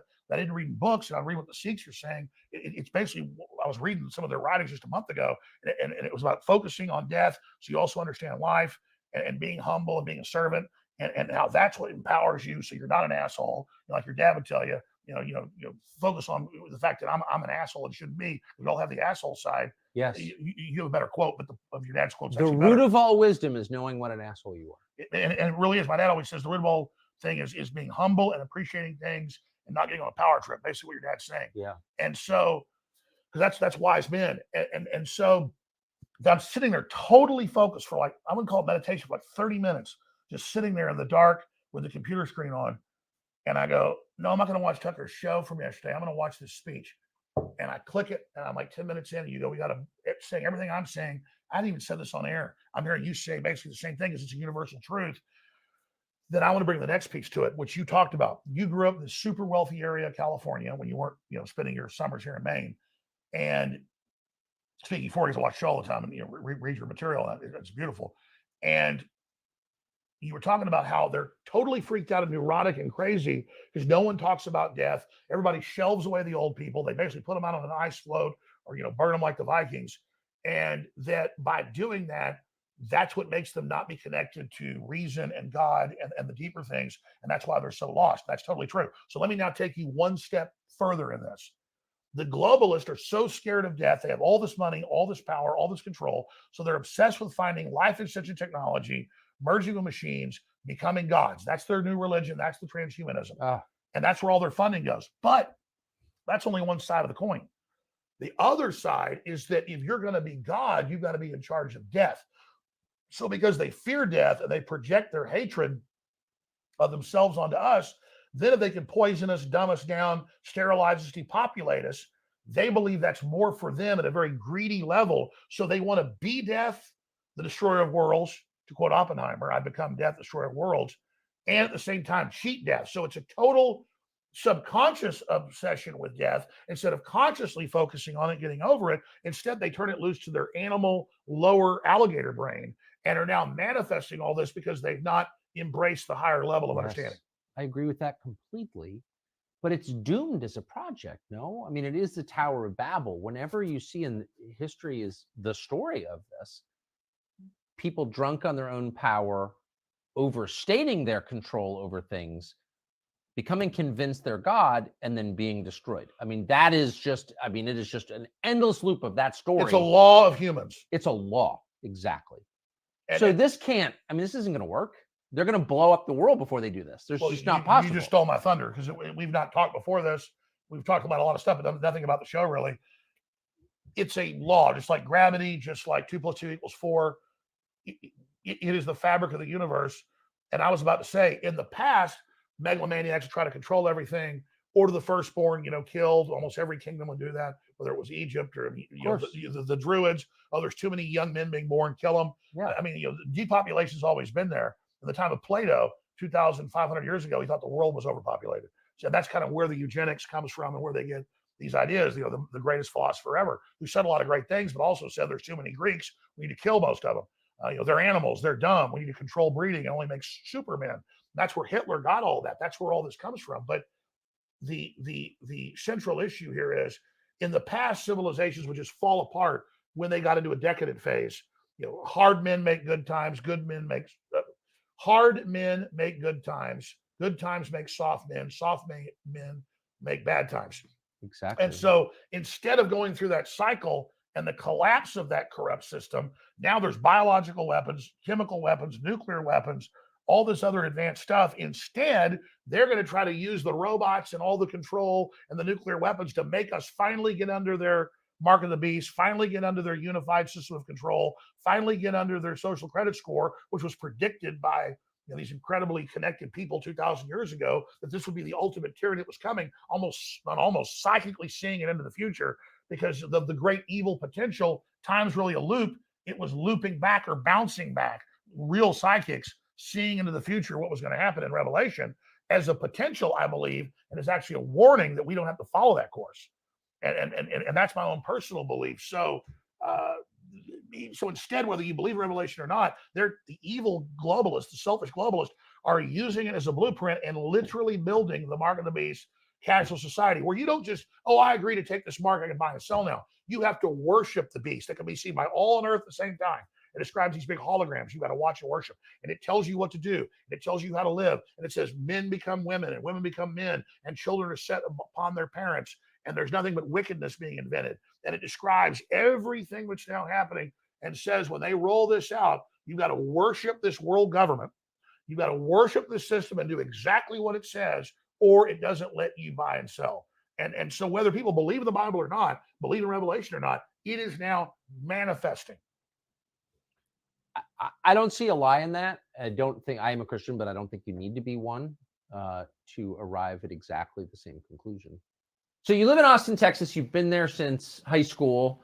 Austin's changed a lot. And as you noted, it's been really overwhelmed by people from the West Coast fleeing the decayed societies that they built. You live among liberals now. What do you make of them? What are they like? I really feel sorry for them because compared to, say, my dad's dad, like you were telling me about your foreman or your manager knows how to do electricity, knows how to build houses, knows how to fish, hunt. We just saw that big moose he got today. These guys are impressive, and they can do everything. My grandfather could do everything. He could fix a combine with literally rubber bands and tin cans. He cut up into pieces. And my dad's the same way. I'm a shadow of them and their can do.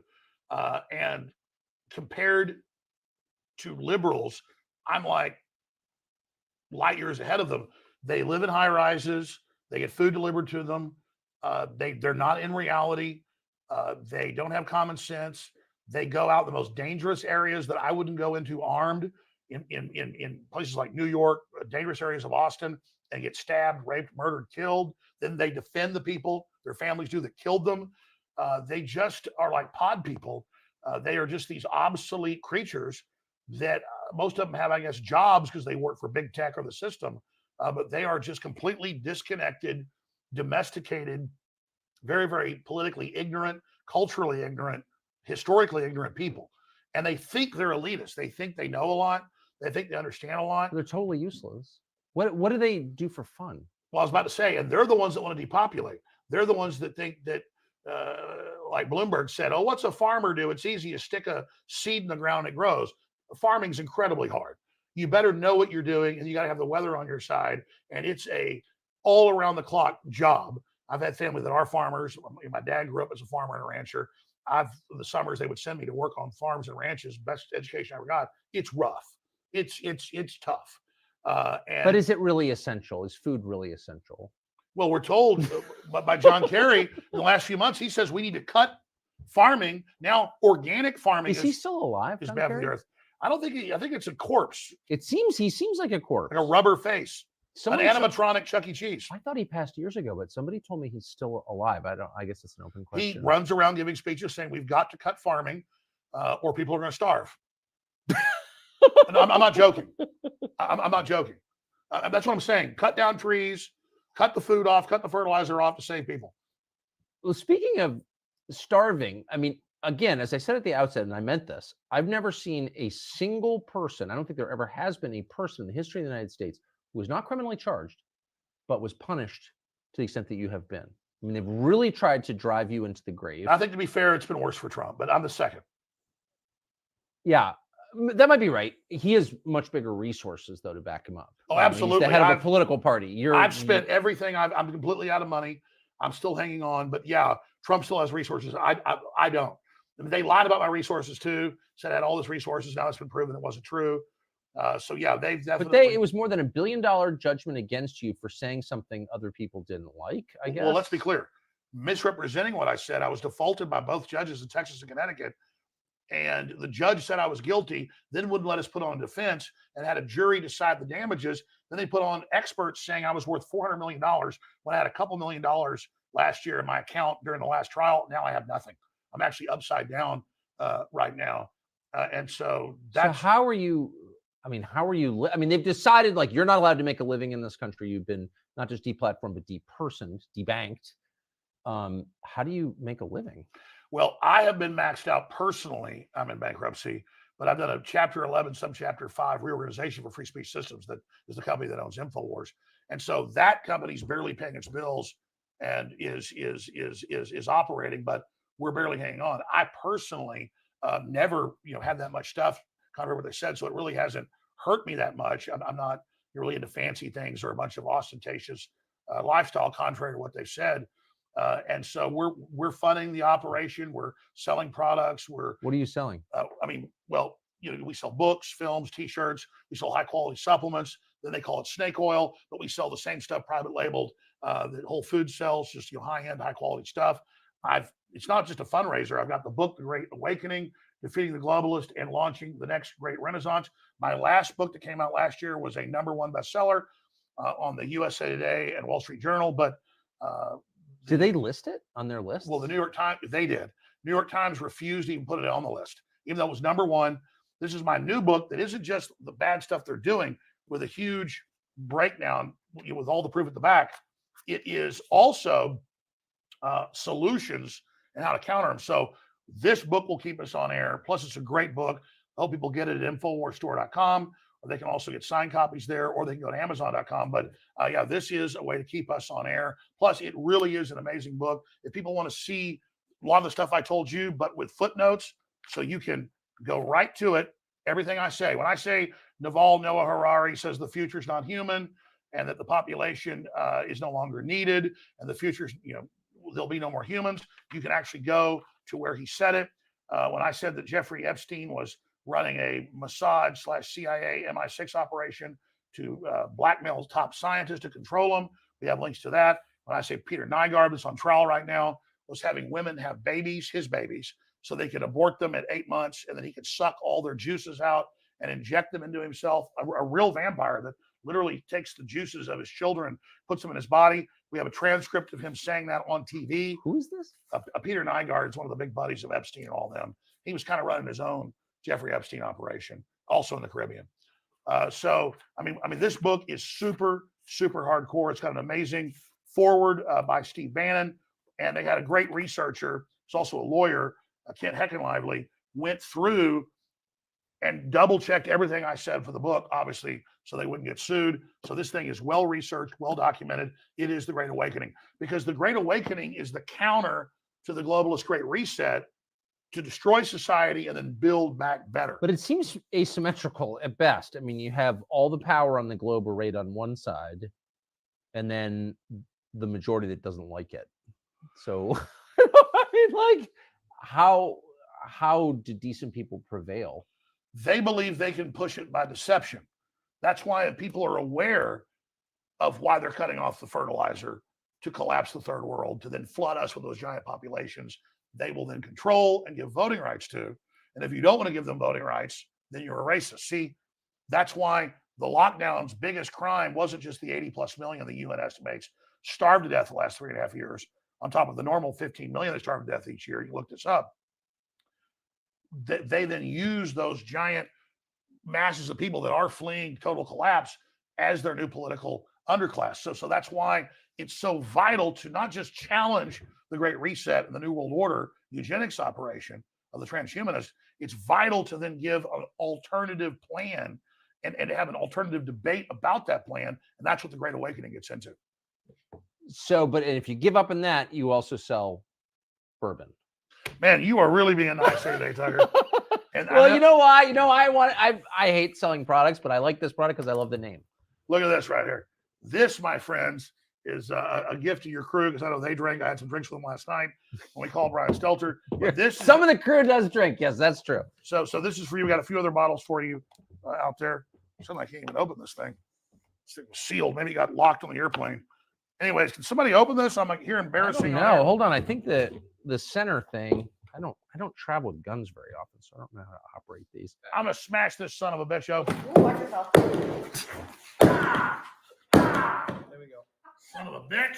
All right, goddammit. Look at that. It doesn't come like this in stores.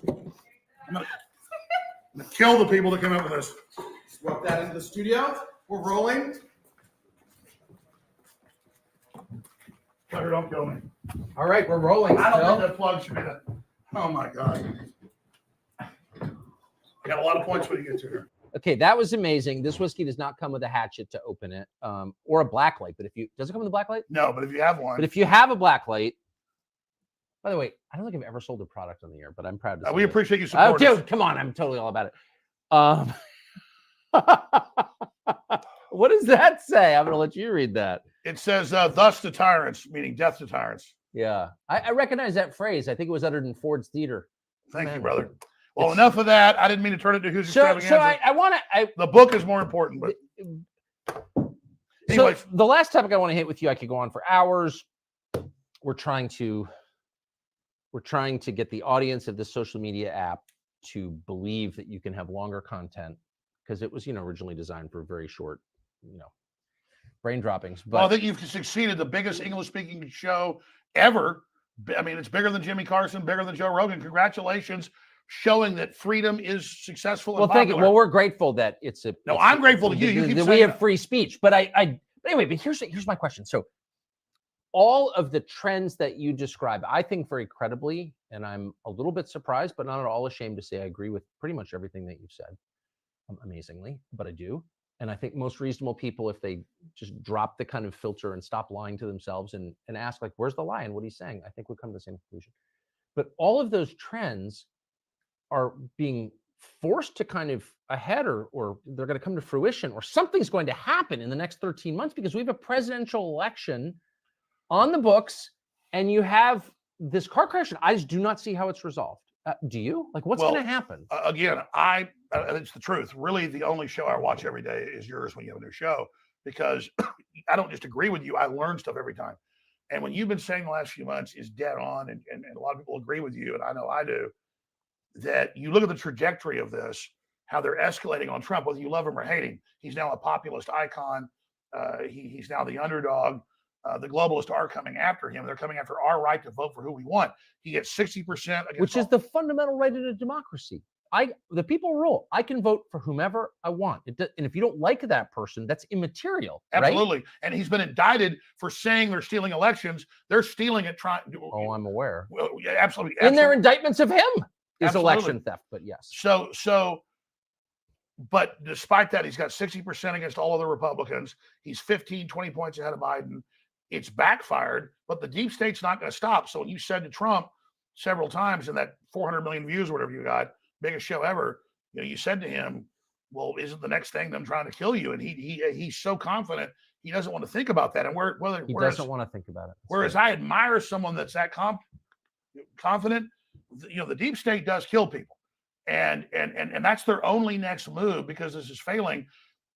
And I think they're going to kill Biden too, or I think they're going to try to. What you said in the speech again before the last one I talked about like a month ago, you said, I don't see Biden and Trump being the candidates. You see the system, the media going after Biden, and he deserves it, but they were covering it up until now. Now they're covering the laptop. Now they're covering attack on the dog. Now they're covering, all of his senility, all the corruption, the Chinese spies. Attacking a dog. What a pig he is. I'm sorry. Well, I mean, I was told that by Secret Service and by people that, let's just say, work with them. And I'm going to leave it at that. But I actually have a contact for you. I'd like to be able to hear it from them. But when this is over, I'll let you actually hear it from yourself. I think they'll tell you off record. I think they're willing to talk to you. But yeah, he is completely out of his mind. He wanders around for the entire 2.5 years. It's getting worse. Naked in the White House. In the middle of the night, doesn't know who he is. They have to give him a bunch of drugs, a bunch of amphetamines in the morning. Then they've got to drug him at night. Sometimes he's got to, though, he'll like be out for the morning for a while, and then he comes back out at night for a ball. That's when there's a real problem. He is on drugs. I have established that. And I know someone who witnessed it. I'm not guessing at this. I know someone personally who witnessed him taking amphetamines. And this was during the 2020 election. So how's this going to? That's huge. I know you don't play games. You've been no, I don't play games with this. I'll just say, he was a makeup artist. Well, no, you said the NSA spying on me, high level, and then a month later they went, yes, we're spying on Tucker Carlson. Yeah, I know. So you don't make stuff up. And so what I'm saying here is Biden's a liability for him. Trump's a liability. What do? They have a right winger, they'll claim, assassinate Biden, and they'll have a left winger assassinate Trump. That then gets the country even in more of a fight against each other. And then they put in Gavin Newsom and somebody like Mike Pence or who knows. But I really think the next 13 months is the most critical time, not just in American history, but world history. Because if they can bring down America, they're going to bring down the world. And then you've got the escalation. Remember, a year ago, Biden said you can't give F-16s and Abrams tanks and cruise missiles to the Ukrainians. That's World War III. Now they're doing it. So as Russia wins that war, as Colonel McGregor documented a few months ago with you, NATO is escalating. Well, that leads right to nuclear war. So we're so close. That fundamentally makes me so mad. This transcends politics. Since when do Democrats love war? Since when do Democrats love the intelligence agencies? They love them now. And so really the Democratic, just like the Republican Party is a beachhead for sanity and populism. It's not perfect, but it's a beachhead. The Democratic Party is totally turned over to evil. That's why I thought RFK Jr. was so refreshing, but they're shutting him out of the primary process. They're blocking him. And so now he's going to run third party, which will take away from Trump. Most experts agree. I know Trump's people have looked at it. They think so. Of course. So that's very, very sad. So do you think, normally at this, so we're in October, I guess, in the year before the election, you can sort of see the outlines pretty clear. In October of 1999, I was pretty confident it was going to be George W. Bush versus Al Gore. You sort of know ahead of time, but do you think that we're going to see on Election Day 2024 a ballot with Biden and Trump on it? I've been saying I think they may assassinate him or claim they had a heart attack. But I was thinking about each one individually. But I think when you said that a month ago, it was prescient that's the next move. If I get in their mind and I'm evil, I'm Machiavelli, that is what they have to do. But the election just forces the point. I guess I actually don't think that their preference is overt violence or anything that people notice. They much rather resort to stealth, right? Covert rather than overt. But I just think, there's an election on the books and something's going to happen. Well, that's what you're saying. All their tactics of covert aren't working. So as we saw with JFK in 1963 in Dallas, they will go over. And so we have governors declaring emergencies to take the guns. All of that is, and then suddenly Democrats are against sanctuary cities when they're the ones saying, Governor Hochul and the mayor of New York, come here. Now they're like, oh, we never said come here. I think it's dawning on Democrats they've been betrayed. And maybe there's some point where Democrats will have self-preservation, the average voter, and say, no, we need to turn against this. This is totalitarian. This is dangerous. This is evil. But if that isn't the case, but here's the problem. Even if Democrats wake up, the system will know that from their internal polls. The establishment will, and they're going to make a big move. And is that a full-out war with Russia? A full-out war with China? Is it them allowing the jihadi sleeper cells? They're in America that have torn across our border, that are waiting to let them activate. And I'm not saying our government controls them, but they've let other governments bring them in. And they've given funding to those governments. And now if we don't see strong signals against Iran, I don't want war with Iran. What I'm saying is strong signals telling Iran, do not fund terror groups. And we don't see strong repudiation of Joe Biden, that will greenlight the security services to go ahead and let this new attack happen. And a massive jihadi attack in America could be the way to bring in martial law and cancel the election. Also, Klaus Schwab loves the Telegraph, so does the UN. It is imminent. A cyber attack bringing down the power grid will make COVID look like absolutely nothing, is basically his quote. I think I got it almost exactly. And so will they cut the power before the election? I mean, the sky is the limit. The sky is the limit. So people need to be vigilant and understand that we want to let the system know we're aware. We want to promote the values of free speech and of family and of self-defense and of local control and of free market, rugged individualism and a competitive civilization and a colorblind society that Martin Luther King Jr. talked about. We need to go back to the things that made us great, that threaten the CCP and threaten the globalists of the UN, because they're selling tyranny and eating bugs and being locked down in your houses and forced injections and 2 men can have a baby. We're selling normal human biology and success and culture. And so I just think we have to give the alternate plan to their dystopia. We have to challenge their dystopia, but also give the alternate plan, which enough people aren't doing. But that's Trump's big sin, is his optimism. America's great. Everybody's beautiful. We have such potential. And as soon as the world heard America was open for business, we saw trillions flood instantly in, because our leaders had said America's not open for business. Invest in China and India and Mexico, where the globalists have middleman deals to get all the money and all the power instead of the people getting it. It was Henry Ford, wasn't a perfect guy, but he said the other auto manufacturers, this came out in federal documents and later antitrust suits, because he didn't get in trouble. They did. They said to him, the other auto manufacturers, they said, why are you going to pay your employees 3 times what we do? And he said, because I don't want just rich people buying my cars.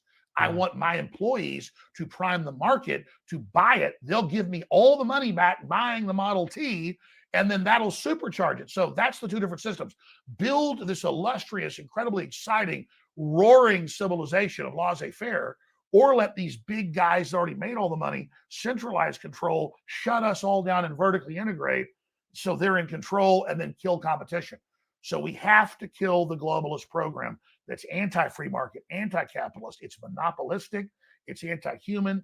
It's a bunch of degenerate, inbred, 3rd, 4th generation elites who didn't make all this money, who didn't create all this stuff, but that have decided we don't even get to take part in it, while they take part in it and live like kings. So it's us or them, Tucker. And we've got to crush the globalists. We've got to crush the New World Order. We've got to challenge them, or they're going to destroy the planet. I believe that.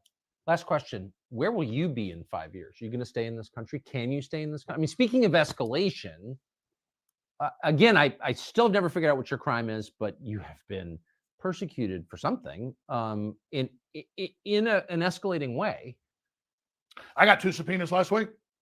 Subpoenas? I got subpoenas on January 6th, again, on a criminal investigation. Well, you didn't do anything on January 6th. And I got subpoenaed in Trump's criminal trial in Georgia. On what ground? On what? And then my lawyer called and said, what is this? And they said, well, we don't just want him as a witness. He's a subject. I had nothing to do with Georgia. But I'm not saying it's bad. They went and challenged it. That's their right. I mean, I went and protested there. So it's just pure intimidation. So I have a problem. It's that I don't like to cut and run.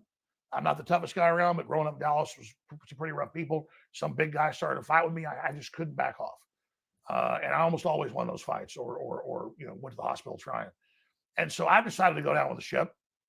I'm not going to leave the country. I'm not going to back down. And I'm going to continue to fight with everything I've got. I'll never sell out. I'll never give in. I could give out. That's why support's critical and word of mouth, because Alex Jones is seen as a focal point, like capture the flag by the globalists. If they can shut me down, they believe they can shut anybody down. They've said that. And so it's human intelligence and human action and word of mouth.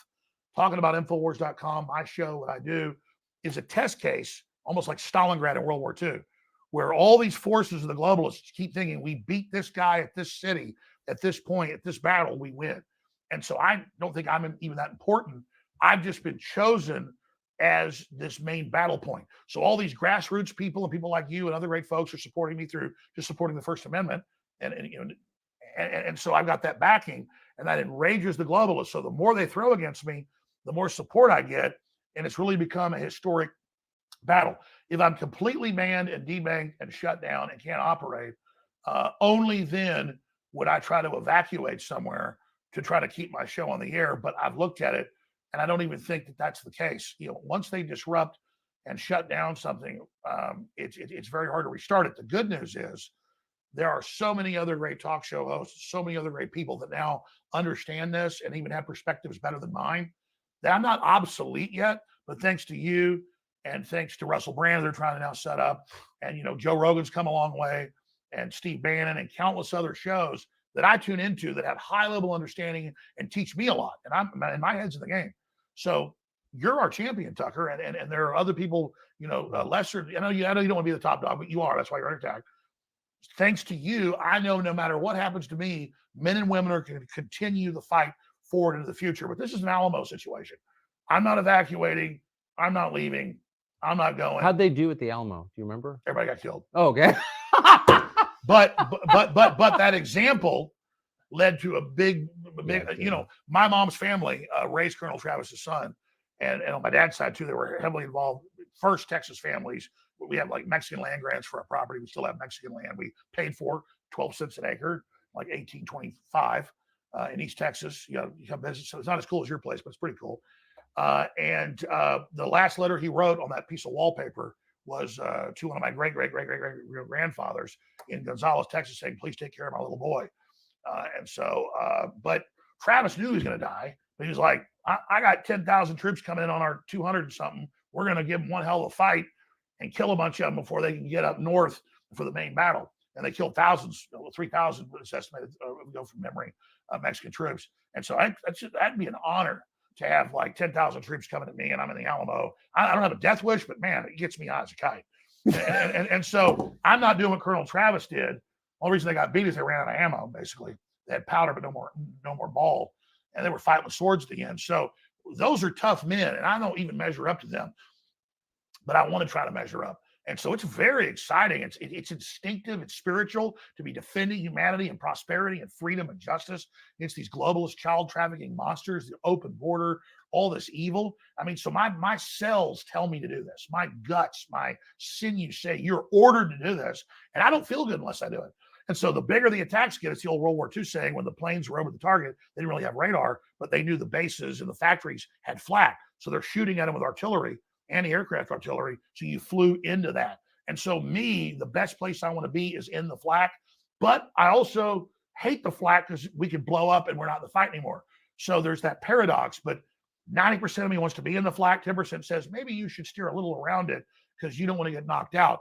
And until just a few years ago, I felt really bad because it didn't seem the paradigm had been shattered and people didn't actually read the globalist documents.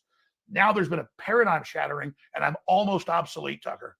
And as soon as that happens, as soon as I see another couple hundred more prominent people that actually know what's going on, we've already reached chain reaction point, I'm going to hang it up and disappear like Obi-Wan Kenobi. Alex Jones. Thank you. Thank you. What a great conversation. Thank you, brother. I really appreciate it. Thanks for your courage, Tucker. Thank you. Love your crew. Great energy. Thank you. Americana, baby. Alex Jones. You'll hear people say the news. So that was the interview. There's a couple things that I certainly absolutely want to touch on. One, not saying I told you so, but a long time ago in a galaxy far, far away, I said that President Trump wasn't going to make it to the election, or there wouldn't be an election. And everybody said, nah, he will. And now we're starting to see it fucking everywhere. President Trump will not make it to the election, or there will not be an election. We're losing. We're losing this fight. We're significantly behind. We don't have the resources. We don't have the networks. We don't have anything that these giant conglomerates have. The only thing that we have is we have the human spirit and the will to continue on. And he talked. I mean, he went into it a little bit. But I want to give one small piece of advice. Make yourself fucking marketable. Learn something new every day. Learn to be useful. Learn to be marketable. Because when shit goes down, your only spot inside is going to be the people that know what the hell to do, that can fix a car or generate electricity or can build a house, can learn a skill every day. Try and learn something new every single fucking day. Learn some history, learn some, I mean, it doesn't all have to be just physical or manual labor. The more marketable you are because you have more inclusive skill sets, the better you will ever be.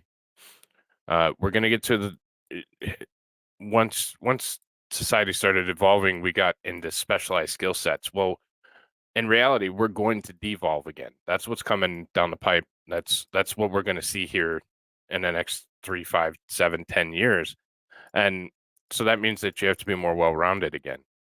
Our parents and grandparents, what Alex was talking about, the reason that they're successful is because, or were successful, is because they were well-rounded and they had a decent skill set.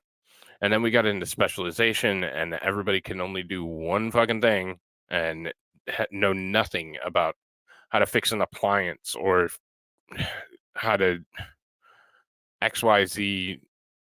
Like, you have to be more marketable. You have to have a bigger and more robust skill set than the next guy, and that's what's going to make you marketable when we start to devolve. Secondly, I think that that's definitely coming. If people say, "Oh, the Great Reset is going to," they're breaking it down so they can rebuild it. It's going to break down. We see it breaking down when families can't afford to go grab shit for Thanksgiving, and when it's rough. And I've talked to many of you, and it's not fun out there right now. People are not having a good time, and it's really getting stressful, and it's really getting hard for people to keep pressing on. And what I have to say to that is certainly do it. Keep pressing on, keep moving forward, but also that one day it's all going to come out, and we're going to have to reshape it. Like it's not a question of if it's going to fall. It's 100% going to fall. It's who wins to put it back together. And I sure as hell want to be on the winning team, because I want to see it built in the image of the American experiment is over for the most part. We have fallen. There is not saving to this. There's so much corruption in our political system. There's so much bullshit that there's not a fix. There's not a, oh, we can just write a new law and fix it. Nope, that's gone. That's gone. And that's hard for some people to take, and I understand that, but it's going to be in whose image is the new system built, because this one has failed. It's failed because we got complacent and we allowed people to take over this country and do some things that never should have been done. And that's the truth of the matter. That's the truth of the matter. We failed because we fell asleep at the wheel. And you only know what you know. And I don't know. I'm not mad at anybody, but I think that certainly we failed. And it's gonna be a rebuilding process, and that's where we're going next. It is gonna fall, and the degree of fall is something that can be negotiated, I guess. It doesn't have to be catastrophic, but it is going to be a different world in the coming decades than we see now. And it has been. I mean, historically it has been. Like, life and systems change and things evolve, and it's going to be different. It's going to be different than we've ever seen it. So I thought the interview was great. Tucker asked one whole entire question. I think maybe two. You just kind of let Alex go, but that's kind of what you got to do with Alex, is just wind him up and let him roll. So, all right, I'll get to some chats, and then I'm gonna get out of here because I got to go back to week. Fulton County sucks ass. Yeah, I mean, I don't know. why he wouldn't. I mean, he would want to promote his own platform, but where's a place more free? Oh.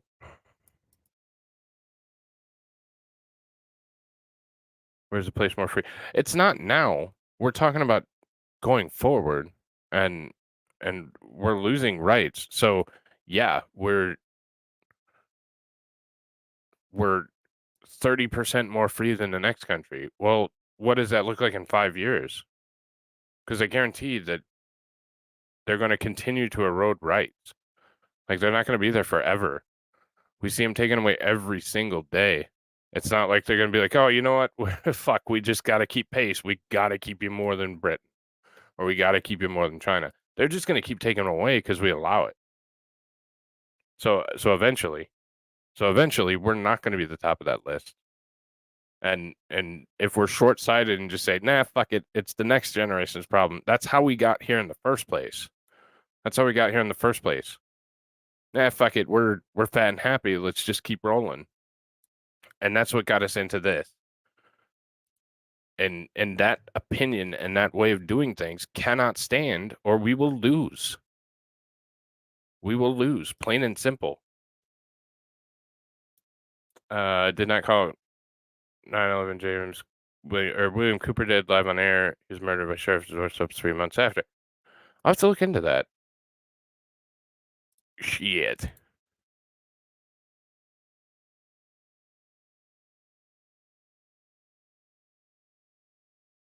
Oh, I'm sorry. I'm sorry. And that's true too. I mean, we are the flag bearer, whether we want to be or not. We are. And the rest of the world is going to follow suit. And we are, for as much as people want to give us shit and say we're all these things, we are the ones that continue the narrative. We are the leaders. We are the greatest country on the face of the earth. But we failed leading.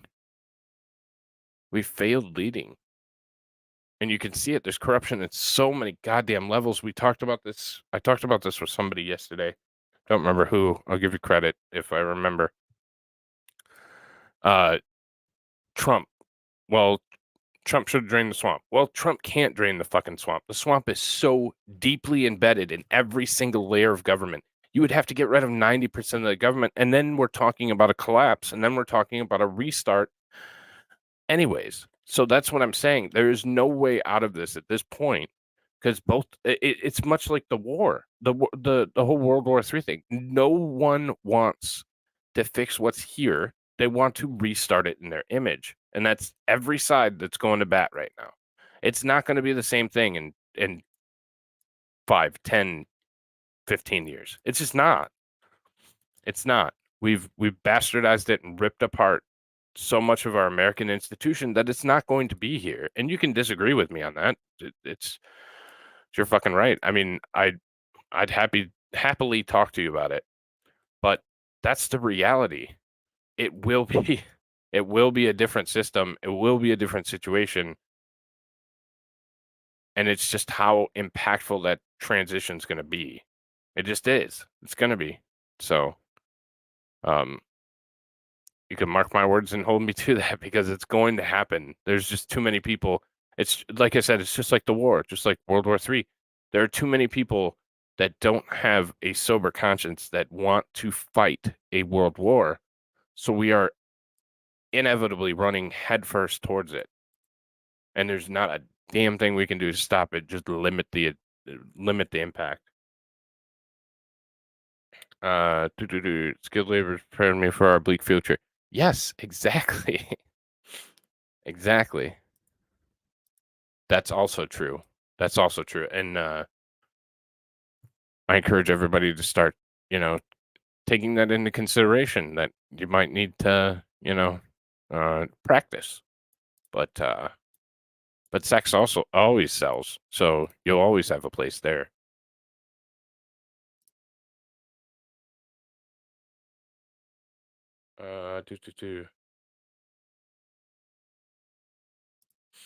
And it's going to come down to us. It's going to be our responsibility, whether we want it or not. kind of out of our hands at this point. We're headed there. It's going to happen.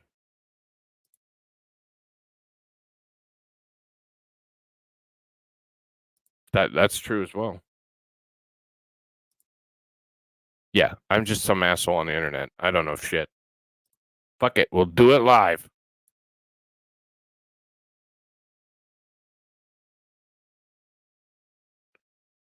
Again, I understand the document. The leadership has bastardized the document so much that it means nothing tangible anymore. Try and eliminate tyranny. You have the FBI that fucks you up, puts you in prison, and you'll never see the light of day or have a platform ever again in your entire life. Try it, because a bunch of people did, and they'll spend the rest of their lives in prison and never have a voice again. That's what I'm saying. We are so bastardized from the original text that it's going to change. And that's frankly some of the people that are going to hinder us winning on the change side is people saying, no, fuck it, we still have the Declaration of Independence. Not a single member of Congress knows what the hell it says. Not a single member of Congress gives a shit about what it says. If they did, we wouldn't have infringements on our Second Amendment. We wouldn't have infringements on our First Amendment. We wouldn't have our Fourth Amendment that got shredded to shit. They don't give a fuck anymore. It's going to be a different platform in the very near future. And whether you want it to or not, it's going to. The powers that be want to change it. The powers that are in control of this world and the control of this government and control of this country want to change it. We also don't want to change it, but by way of us not changing it, we're changing it because we're going to have to rewrite it, because if we expel tyranny, then that resets the whole fucking thing. You don't use the same documents. So both times, both ways, both parties are headed head first towards each other and restarting what we have. And that's what's going to happen. So even if we want to expel tyranny and live by the letter of our founding documents, they're null and void at that point. We have to restart. There will be new challenges. There will be new language. There'll be new areas, zones, stuff like that. It will be a completely different system. And that's what I'm trying to say. Either way, we get a new system, and we need to be on top of that new system. The American experiment has failed. Yeah, I kind of want to get that book. Exactly. Half the judges don't know the fucking articles in the Constitution. Like, we are so far. It is terrifying. It is terrifying because it's something that we didn't ever think that we were going to have to deal with. I didn't. I certainly didn't. But I certainly believe that both sides are headed to a new system. This one has failed. We can see that. You can see that with the corruption, every single branch. We're talking upwards. There are legitimate reports that 85% of government is corrupt. How the hell do you institute a new system, or how the hell do you reform the current system that you have if 85% of it's corrupt? So no matter what we do, it is going to be a reborn system, and I would like it to be as close to the original founding's image as we possibly can, but it's going to be a new system. It's just who's going to come out on top, and that's what's coming. So do we think that's enough for me to get a week's-long vacation from YouTube? If I do, which I probably will, because I probably said too much already, but fuck YouTube. If I do, please check me out on Rumble. I'll still go live on Rumble and Twitter every single night, x.com. But yeah, there's one hell of a likelihood I'm probably getting a strike for this. So, but sometimes it needs to be said. So, holy shit, they just said they'll get a Dem to try and kill Trump and Rep to kill Biden. Never thought of that. Yeah.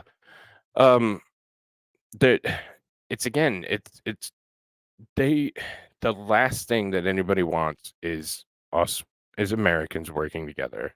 I've always said it's them, it's us, it's the elites that are in control, and it's the rest of us. We're not on their team. They don't want us on their team. They want us fighting each other so that they can ride off into the sunset and do whatever the hell they want. And we see it in the halls of Congress. We see it in here's another quick revelation, and then I gotta actually get back to work. But I've heard from people, I don't like President Trump. Fine. You're entitled to your own opinion. This is not a fucking cult. You don't have to vote for President Trump. The problem is that I can't if I want to. The problem isn't if I do or if I don't like President Trump. The problem is if I can't vote for the individual that I want to, the system is broken and it's no more. If you're telling me I cannot go vote for a man, if I wanted to go vote for Hitler and Stalin as a fucking ticket, I should be able to. We have to protect our system and the way things are done. And that isn't possible anymore because you're telling me that I cannot vote for a man that I want to vote for president. And it doesn't matter. Change his name with insert name here. If you're putting up and telling me who I can and cannot vote for, the system is broken and no longer what it was intended. So it's not I like President Trump or I don't like President Trump. It's we should have the right to vote for who the hell we want and not have that infringed by some people that want to tip the scales. And we see it in the justice system where they're tipping the scales. We see it in our halls of Congress where they're tipping the scales. We see it in our elections where they're tipping the scales. There's no freedom anymore if they can control every aspect of everything. That's not how our system was set out. That was not the intention. And I say we're already far enough from our system to not be our system anymore. Kind of black-pilled. Sorry. I hope everybody has an awesome day. Awesome Friday. Check out Shenny tonight for family game night. Play some kick-ass shit. Have a good time together. Yeah. Hey, no worries. Thanks for stopping by. So, check out Family Game Family Game Night tonight. I don't know what time it is. I'm a bad promoter. But I'll see you guys over there. So I hope everybody has an awesome Friday evening and afternoon, and I will catch you all later. If I get kicked off on YouTube, I'll be over on Rumble. Just look for anybody else or Discord or Twitter or somebody will say when I get my ban. So 5:30 p.m. West Coast time, California time. But all right, y'all. Have a good day. I'll talk to you soon.